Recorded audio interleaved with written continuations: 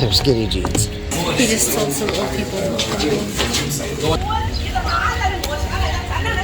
There's no need to yell, jeez. How does that staircase lead? Dead end. Oh. It's a dead end. Try to go up. Just exercise. Did you film me well? I did. I got you perfect. You need to send me that. I will. Okay. Contextually, from down there, this is not very big. I know. From here, it's giant. Sphinx booty. Lucky Willy, come on. Yeah. Lucky Willy. My last time I was here, like 5 weeks ago, this was packed with people. Wow. And I hate it because downstairs it's not that spacious. Oh, cool. We are here in the area known as the Catacombs of Qom al-Shuqafa. That is the modern name given to this place. The Catacombs of Qom al-Shuqafa. What is Qom? Qom means mound or pile. Shuqafa means a broken pottery or ostraka, rubble. Because the discovery of this catacomb actually was in September 1900s. By whom? By a miserable donkey. Just a donkey. A man was taking his donkey cart around in these little alleys, and he decided to rest for a while, to give a pose for his animal and for himself and drink a cup of tea or something. He released the animal, started to sneak around. All of a sudden, boom, went down into a pit.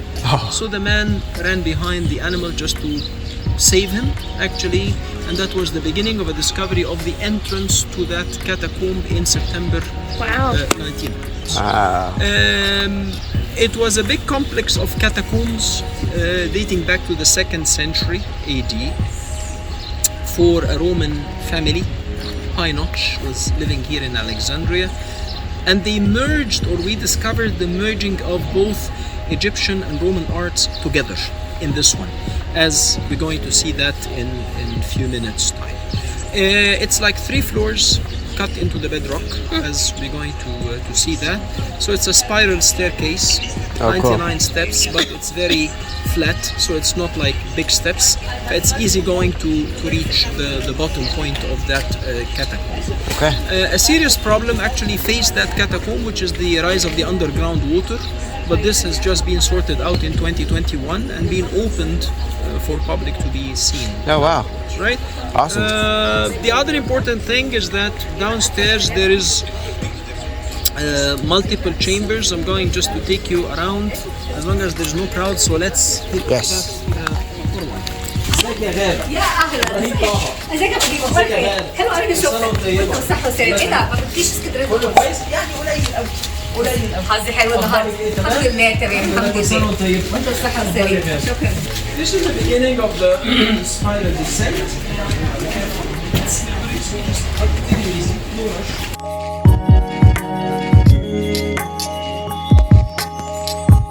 These multiple windows, we start going to see them all around.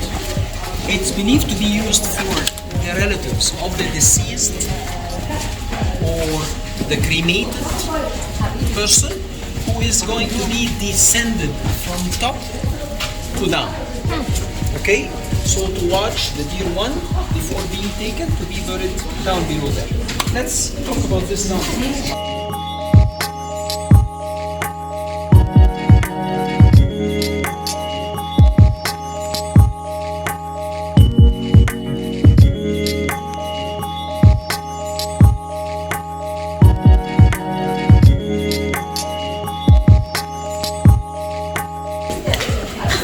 Relatives looking around, the body is coming down, or the urn that has the ashes of the deceased is getting downstairs to reach this spot down there. From there you can see some lights coming out of it. There is like a tunnel, where I'm going to show you the end of that tunnel and where does it lead to in a few minutes time. Till 2 years ago, the water was seen up to the top of that red bricks. Oh, wow. And you can still see the damp on the floor. But there was a mega project to dry up, and they managed anyway, just to to do so. Right. We come here for those two benches, let's say, for the elderly ones resting behind. There's a kind of C-style arching here for these shells shape, as we can see. And now we come to the center point, like over here.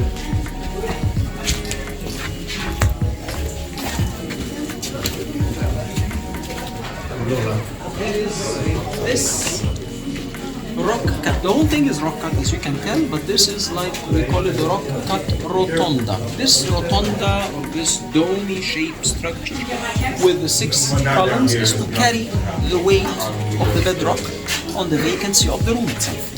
Alright? Okay? Tight. Over and above, the idea of the vaulted shape is to resist the pressure of the weight.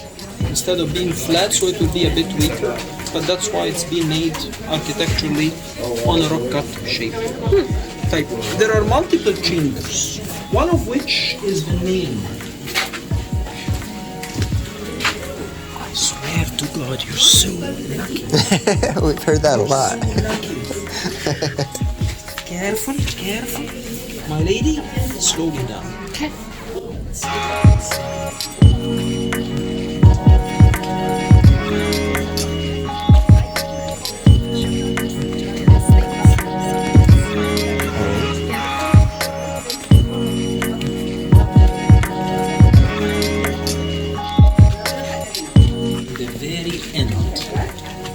Passage or the corridor where the body coming down through or the urn comes down to is this one.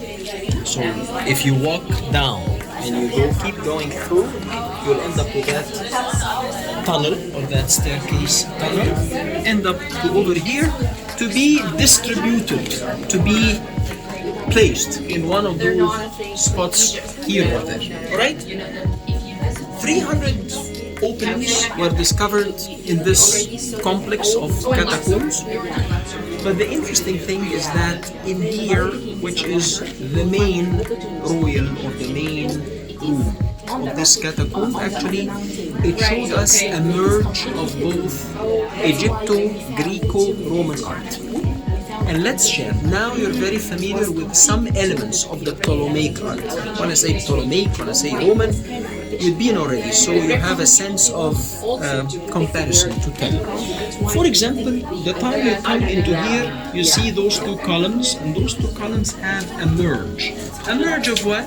A merge of Egyptian, Greco-Roman style. We have the lotus flowers. Oh yeah. We have the Greek Corinthian spiral shapes over here. We have also something very Egyptian, which is what the winged sun disk that was securing the gateways of the temples. We have figures of Horus, but these square sugar cubes on top, it's very Greek, on the Greek temples. In Greece, you see that very common over there. Never in Egyptian temples. But this is one merge of art. The second merge of art, we can see it here. We're going to see those two statues for a man and a woman representing members of the family. But when you look at him or her, you're going to see that he is positioned in a very Egyptian way, the left foot forward, like most of the Egyptian king statues. But his hairstyle, his facial features are very Western, non-Egyptian by somehow. Same for the lady. She might be positioned, but I mean she's putting the right foot just for harmony positioning. But I mean the way how the hair is looking like is never Egyptian, alright? But the standing position is very Egyptian style, alright? Okay. Again, the winged sun disk. The frieze of cobras that you can see it on top walls of tombs and temples. But here it's very legendary Greco figure, the Medusa, the snake that spits fire and turns everything solid whenever it spits on and so on. An imposing of the European art into the Egyptian art. Right. But when we come into the master room. Here it's the surprise. Okay. Con la corona prima della tapeta e quindi simbolo di realtà. First thing you see it's a combined body of the jackal Anubis.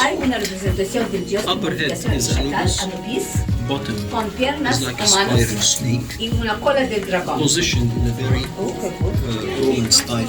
The way how he is seen is very Roman in style. Okay? Again, architecturally, a vaulted ceiling, as we can see over there, to decrease the pressure of the weight on the vacancy of the room. Alright? Now we're having, let's give numbers to these rooms. Let's call this A, B, C. A and C are mirror imaging, and B is a master scene. So let's see the master scene first, and then we can turn on our faces. It here shows the mummification scene. Romans never mummified, but they lived here in Egypt. So therefore, they discovered in some of these openings of this catacomb some real burials, not just cremations. So a mummification scene, and I would like to tell you, as I told you in Cairo Museum earlier, that the embalming priest used to wear a wooden mask shaped like a jackal. Okay, just to say, I'm doing the job on his behalf. Sorry. So here, he is in front of the deceased, lying down on the funerary bed, having the 4 jars down the bottom, which is used to put the viscera in, having one of these jars in his hand. Alright. And on the same time, you can see Horus, the falcon, Tot, wisdom, both are assisting him, carrying jars, doing a job. In lifetime, the same two were protecting the king or the Ptolemy or the Roman Empire or even the Pharaoh at the coronation scene. You might have seen that coronation scene, washing or splashing the body with water, especially in Komombo temple.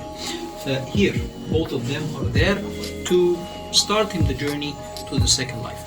Here I want you to look at the harmony or the ratio and proportion in figures. In the authentic Egyptian tombs and temples, you've seen the perfection. But here, if you look at the crowns on the falcon's head, wow, it's ridiculous. Yeah. It's ridiculous. I mean, So small. Not the idea of small, but in proportion to the body, it's unproportioned.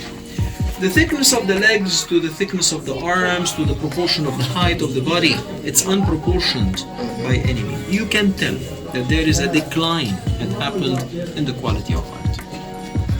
Over there,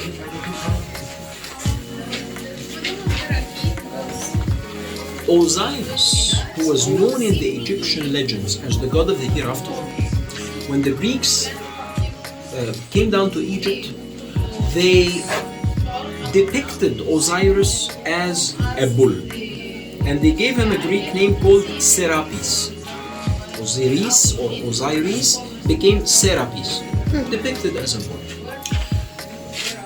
So in most of the Greek temples or the Greek tombs especially, or even here in the Roman catacombs, they showed Osiris as that bull Serapis and depicted the Greek king or the Roman king as an Egyptian king, wearing the double crowns of Upper and Lower Egypt on head. And what is he doing? He is offering his gold necklace to Serapis. Please accept me, please take me to the journey of the second life and protect me. And he is placing him on like a pedestal, a table of offerings, as we can see over there, and having Isis, his wife, right behind him with her wings, according to the legend that Isis had a legend, or actually had 2 wings to protect her husband Osiris. Alright? So this is the master chamber. The master chamber of the catacomb. Very Roman style, very Egyptian style. Okay? Even the position is never Egyptian. Yeah, that's very Roman. Follow me, please.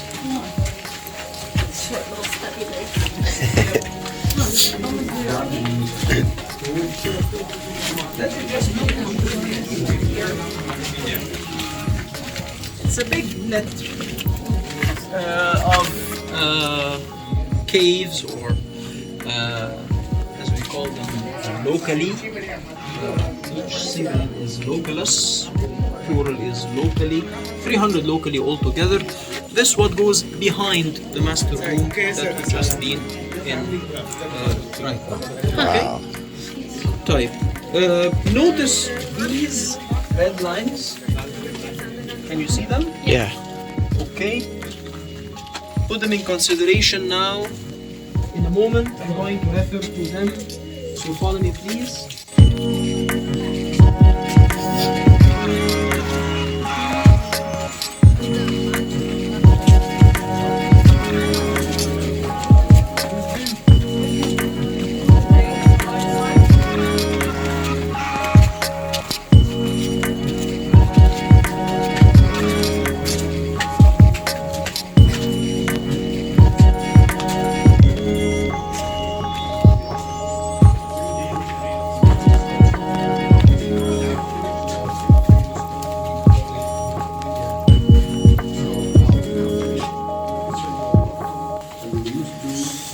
This room that you turn around just to be able to see what's going on here, it's a room on the floor, U-shaped benches. The room is known as the triaclinium. Tri, 1, 2, 3, triaclinium. What's the triaclinium? It's the offering room. It's the triple table room. The triple table room for the relatives of the deceased when they come to pay the offerings for the soul of the deceased. The important thing in this room are two elements I love to share with you. Number one is the way how the pillars were cut. It seems that it was about to be carved and then they stopped for a reason. The second thing is those red lines similar to what I've just showed you downstairs. I don't know which tomb of the nobles you have been yesterday in the Valley of the Nobles. You remember? Is it all in white limestone or painted? They were painted. Painted. Painted? It's called Ramos, No. No. Sennefer, Nope. Rekmira, Nope. I think Nacht, Menna. Yes. yes. Menna and Nacht. Yes. The tiny with very exquisite colors. Yes. But you haven't been to Ramos. No. Ramos, which is from 1400s before Christ, it showed us something very important, and that was the peak of the glory, the new kingdom. It showed us something which is that the ancient Egyptian artisan, when he wanted to depict figures on the walls, he used a certain scale to maximize the figure he having on a papyrus paper, to enlarge it, to maximize it using a certain scale. Therefore, they drew a scale paper or a scale shape on the wall, equal squares, side by side. To maximize the scene, I have it on a paper. Done. So probably these red lines were made for that reason. You know, when a carpenter, for example, wants to make some curves or some shapes on a piece of wood, he draws by pencil and then he uses these tools. Right. The same idea. So probably these were made for that reason, to carve out or to make some kind of deco, however it was. That's one figure I want to share. The second thing is the chipping marks for making the tomb, or sorry, the room itself, to be cut out. The room is cut out. The room is cut out of the bedrock. So you can still see the chipping off marks from the 2nd century AD, where the tomb belongs to, or the catacombs belong to. All right? So much work. Very good.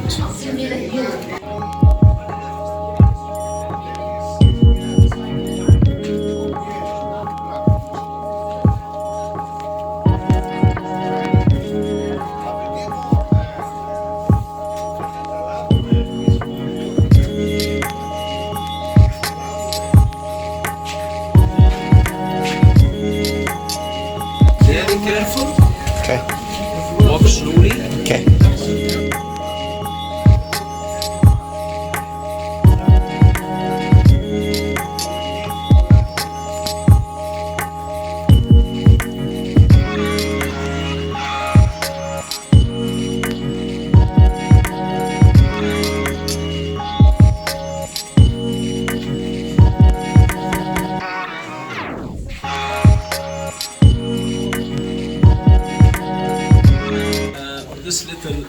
rooms that we came through in this room, they call it Caracal's room.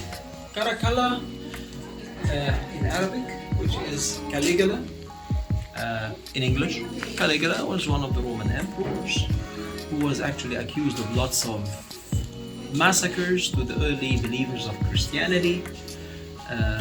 So they called the room for that reason, or for that emperor's name for a reason. I'm just gonna talk about it in a minute. But what we are mainly interested in here is the Greek temple's style. You see that in Greece more.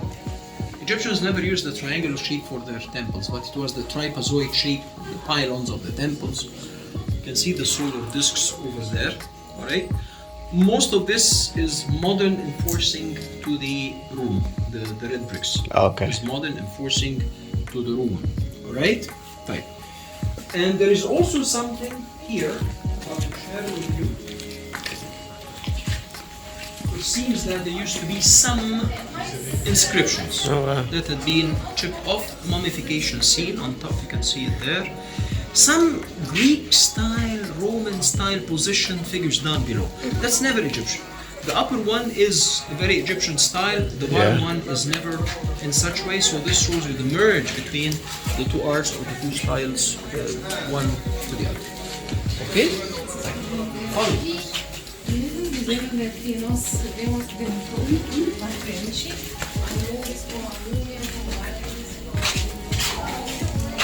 Want to take a picture? Shall we disappear? Okay, great. Okay. What does this mean? Like an altar? An altar. For what? Statue? Statue. An urn? An urn, maybe? Type. It is like a table of offerings. Oh, okay. Table of offerings to putting things here. But that's very modern. That's just made in cement, concrete. Okay?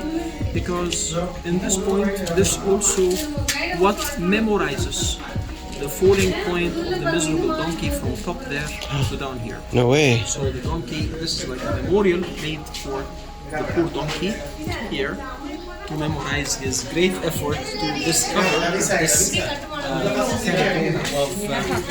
Wow. all right?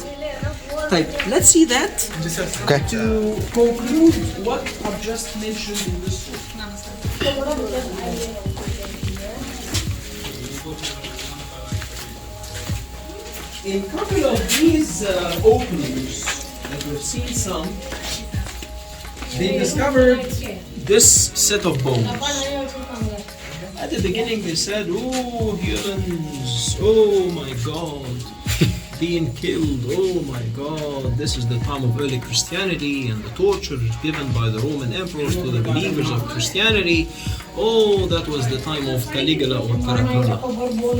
So they said, okay, we'll put them here and we call this room as Caracalla's room. Okay, and up to now, still in any guidebook, it's called Caracalla's room.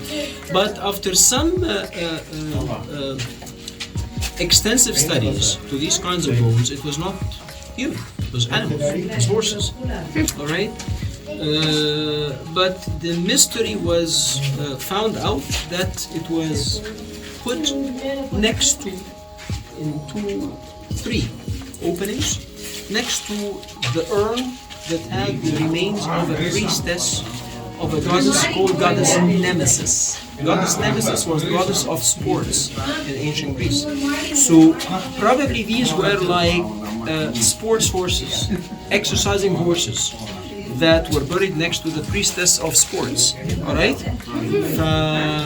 By mistake, they said human bones, and up till now they still call it the Caracalla's room. Tortured Caracalla people and so on, but I mean, it's still these dry horses' bones. You can still see the spine, skeleton, skull, sorry, some thighs and arms, bones. Yeah, in a very good condition, you can tell, but it's Caracalla. You can see the damp, you can see the water effect. You can see it right behind you. Yeah. But the only effective part of this catacomb with water was the shaft down the spiral staircase. That was the only spot. Till 21, you would have seen the water. I haven't been between late 19 up till 21. In 19, you would have seen the water, but the work started within COVID time. Wow. All right? Alright. Let's now start to hit the road up. Okay. Right? Do you have any question here? How does that staircase lead? Dead end. It's a dead end. Try to go up. Just exercise.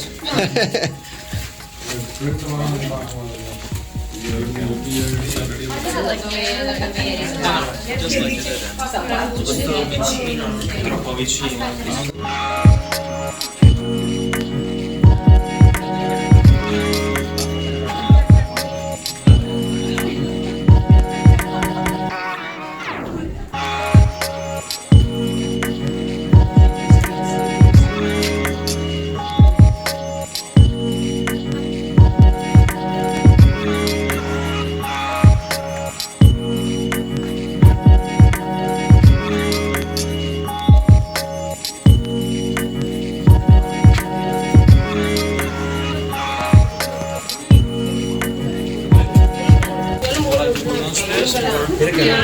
Downstairs up picture.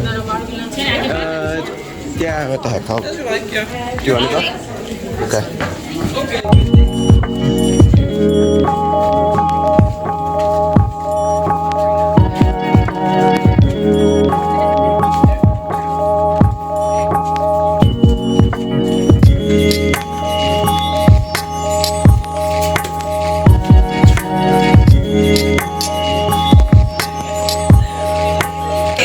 Take a look up.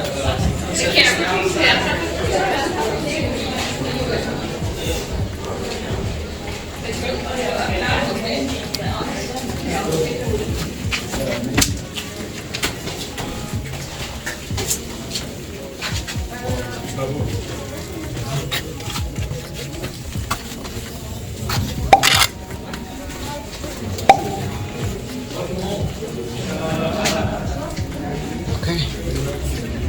Roman catacombs. Crazy.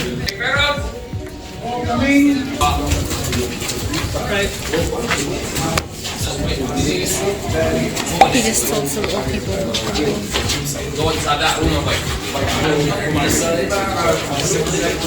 Thank you. One way up, one way down, please. Thank you. You can see all these chipping marks. The digging marks. So much digging.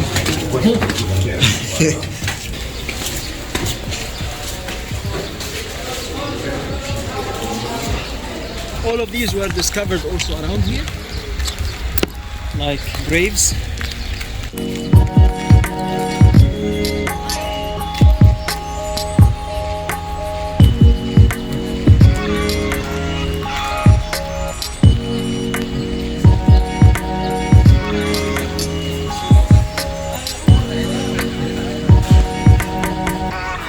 This Pompey's Pillar, or what is known as the Pompey's Pillar, it's nothing but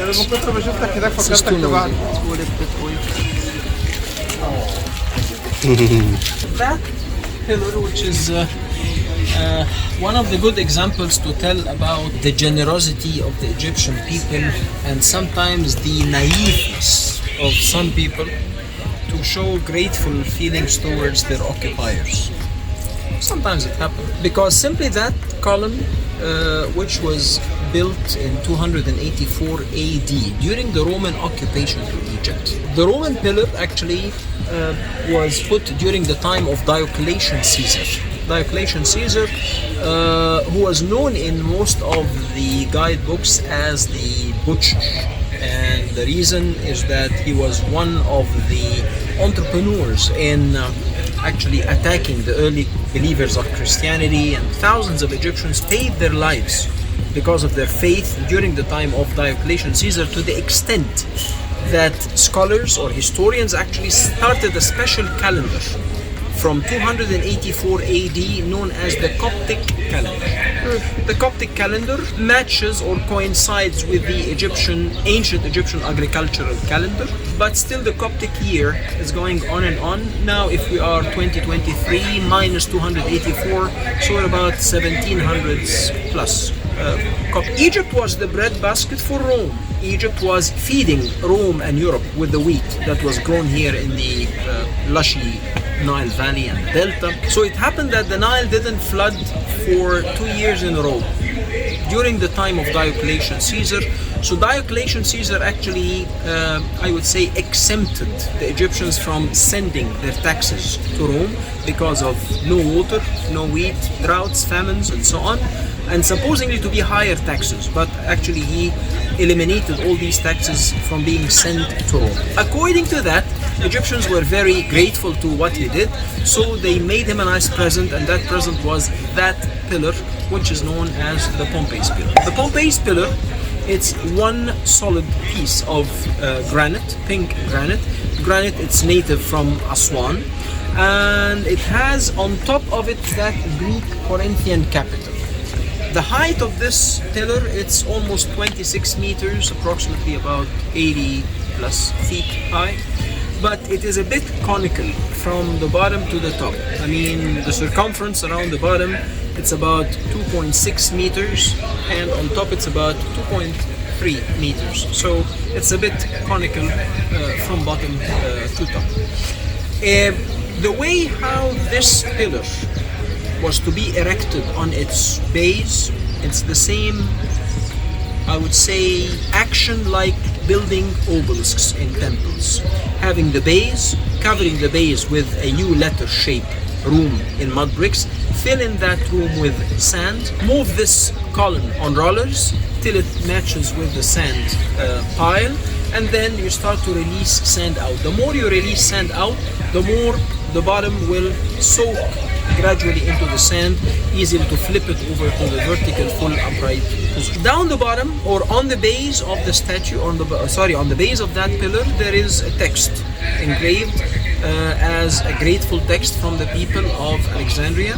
It says, from the governor of Alexandria, Postinius, that's his name, and the people of Alexandria wanted to show our very grateful thank yous to His Majesty the Emperor Diocletian Caesar. Some of the earlier Greek kings and queens wanted to decorate this spot. I'm talking here 3rd century AD. But in the 2nd century BC and the 1st century BC, while the Ptolemies, the Greeks, were occupying Alexandria, using Alexandria as the capital for theirs that they established, they brought lots of authentic Egyptian statues to decorate this site. There was no column at that time, but what was there? The daughter library, the biblioteca, the small biblioteca, where some ruins of that biblioteca is cut in the bedrock of that spot over there. So they brought some of these sphinxes that you can see them over there. Some of them belong to the famous Ramses II, and some are for his father called King Seti I. All right. You can have now the chance to go around. It's a controlled route to walk from this way, and you can end up over there down below once more again. But once you go, you're going to find lots and lots of these granite pillars that were decorating the biblioteca spot in here.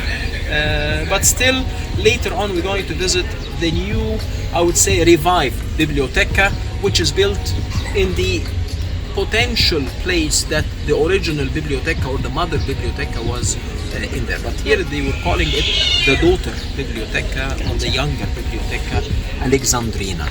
All right. Okay. That's about the masterpieces or the master elements. I want to tell you something also, but we'll talk in more details about it when we go to the museum, that there were lots of authentic Egyptian pieces were brought from underwater discoveries on the form of sphinxes, standing statues of kings and queens and so on, and we'll talk about that story when we go to the museum next to that. Okay. Okay? Okay. All right. Do you have any question to share? No. Nope. Alright, طيب. You can take it easily while you're walking around. Okay. You can walk also among the sphinxes if you like. Okay. But it has nothing to do with the main route because the main route goes around the perimeter of the site. Okay. With that staircase and so. But you can go by the sphinxes. Okay. You can take some pictures, and then I'll be just waiting for you by that shaded spot. Okay. To come back. All right. Perfect. All right. Bring me questions. Okay. Waiting for that. Okay. Did you film me well? I did. I got you perfect. You need to send me that. I will. Okay.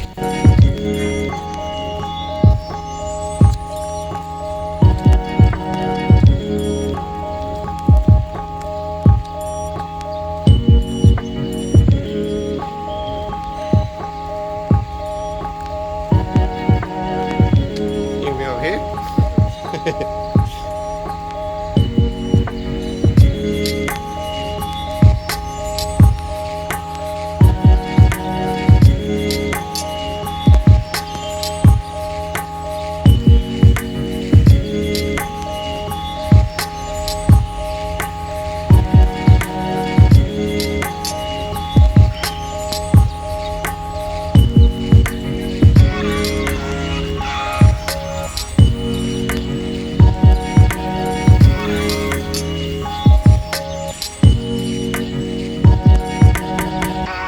I like the black stones the best.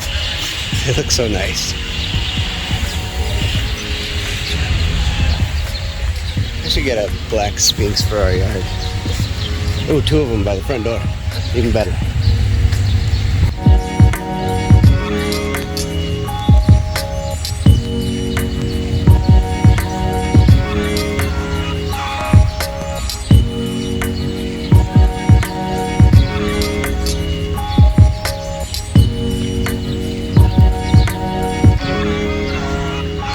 What's down there?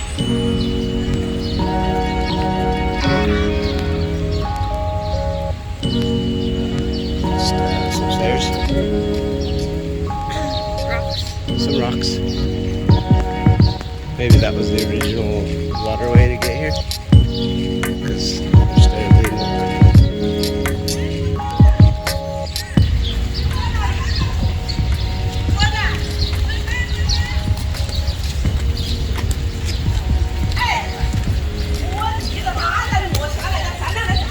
No need to yell, jeez.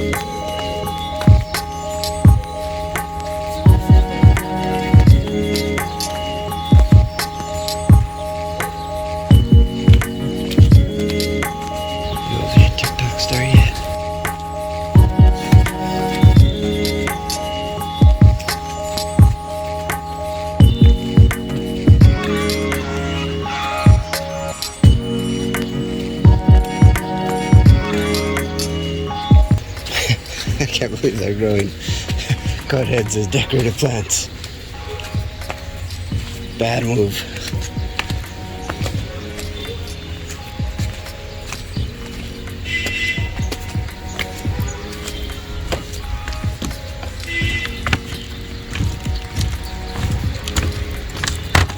I didn't.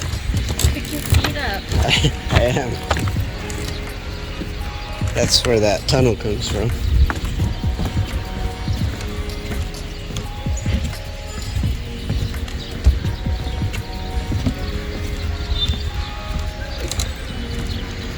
Wow.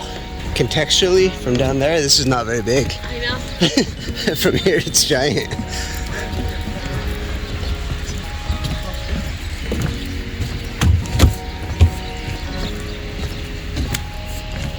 From here you can see that reflection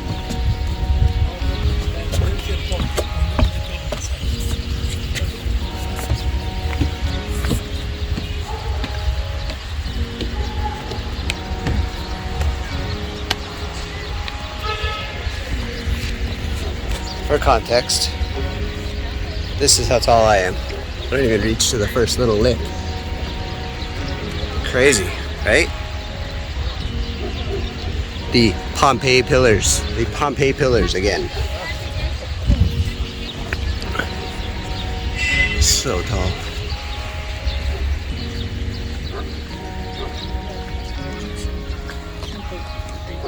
So the tickets, it was written and mentioned right here.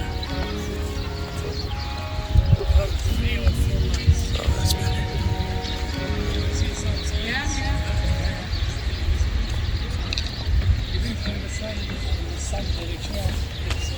Go to the page, basic. Inside you can see some. Sphinxes. Okay. You really wanted to because you were quick to change your answer. Because I don't have big boy pants. They're small boy pants. They're skinny jeans. Sphinx booty.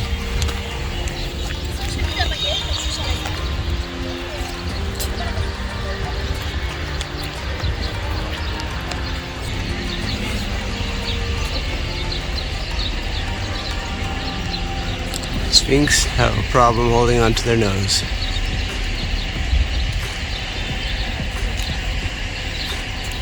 And by that coming white building, or even starting from these umbrellas, this is something like a flea market. Bear in mind that in this street there is a tram, electric tram, goes back and forth. And imagine their tables are just there by the tram line. You see that? Yeah. That's why, that's why I was dreaming of starting this tour today a bit earlier, because by now and onwards during the day, when you find all of these shopkeepers, look at this man, he's putting his Cart on the tracks. on top of the track here. Yeah. You see, waiting for the tram, because the tram when it goes very slow like this.